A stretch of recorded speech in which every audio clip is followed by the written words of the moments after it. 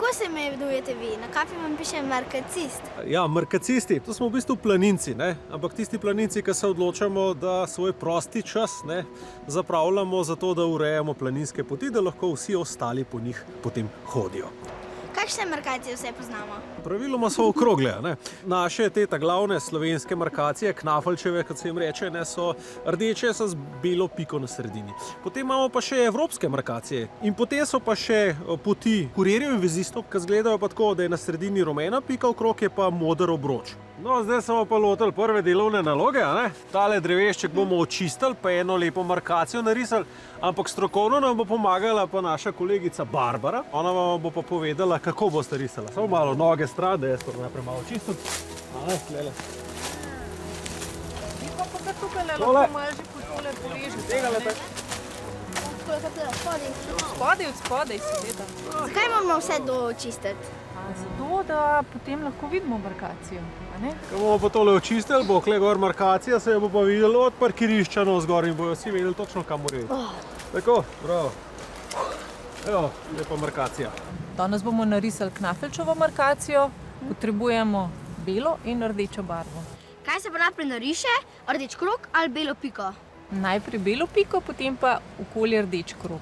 Najprej pa moramo drevo še očistiti. Poseben pripomoček imam, takšno lekatačo. Kaj pa s tem očistimo? Mah, potem kakšne lišaje. Zdaj kar probam. Lahko, kaj pa misliš, koliko veliko boš mogel narisati? Ja, ene tokle siguren. V bistvu ne, pravila so, posebna pravila so za risanje markacij. Se pravi, notranji krog je od 4 do 5 cm velik.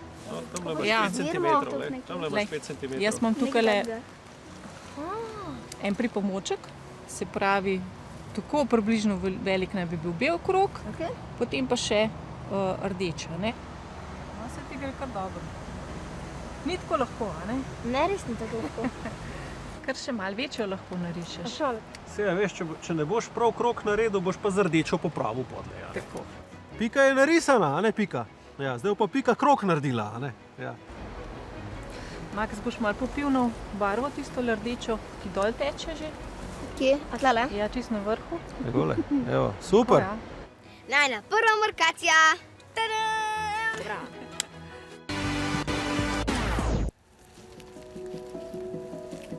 Na kakšen način pa še skrbite za poti poleg z markacijami?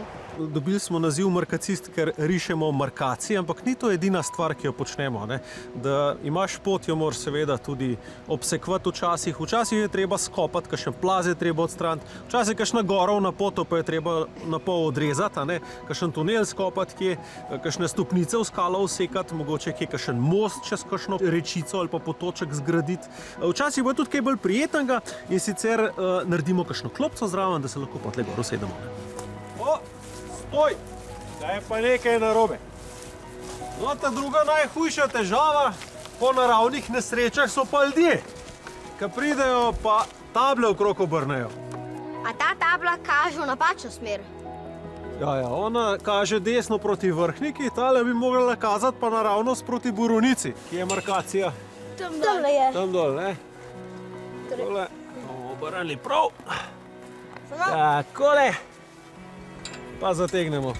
Evo. Zdaj nam pa manjka tukaj še ena markacija, v katero smer moraš iti, da ne zgrešiš, pa ne greš navzdol, ampak moraš iti navzgor. Tale drevo bo ravno ta prav. Evo, vidva, ki sta vajenca, bosta dobila žage, jaz bom šef, pa bom nadzoroval.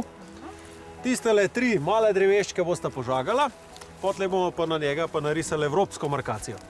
Zakaj pa bomo risali evropsko? Zato, ker to ni samo planinska pot, ampak je tudi evropska pešpot. In tukaj se potlej pa malo izmenjujejo knafelčeve pa evropske markacije. No, skratka, rdeče rumena bo tukaj. Kar še, kar voz. Je žleh žaga. Tako, in pada. Paste glave! No, evo, paste prste, ja. Na katero višino pa? Recimo, da Ja. nekam sem bi bilo treba narisati. No, recimo. Ponavadi jo rišemo tam na višino 150–160 cm. Si zadovoljen? Mislim, da bo. Bo, ne? Bo. Ja, bo. Super. Kako široko naredimo? Ste si zapomnila? Okrog 4 do 5 cm. Ja, tako. No, pa čim bolj okroglo, ne? Kaj pa, če narišeš jajčast krog? Je pa je dobro, da ga narediš navzgor jajčastega, zaradi tega, ker drevo raste na širino, a ne, pa bo čez par let lepo okrogla markacija. A je možen, da kdaj dež spere markacijo? Ne, dež je ne bo nikoli sprav, razen takrat, ko je še čist sveža. Potle pa ne more. Potem pa edino lišaji jo prerastejo, mah jo preraste, drevo, ki se lušči, ne, med rastjo, takrat odpade stran. Kakšen drvar jo poseka drevo, ne, pade dol, ga pa veter podre, ne, pa je treba pa nove risati. No, evo, narisali smo markacijo, da gremo pa naprej, ta pa ostane za nami, da v drugim kazala pot, a ne?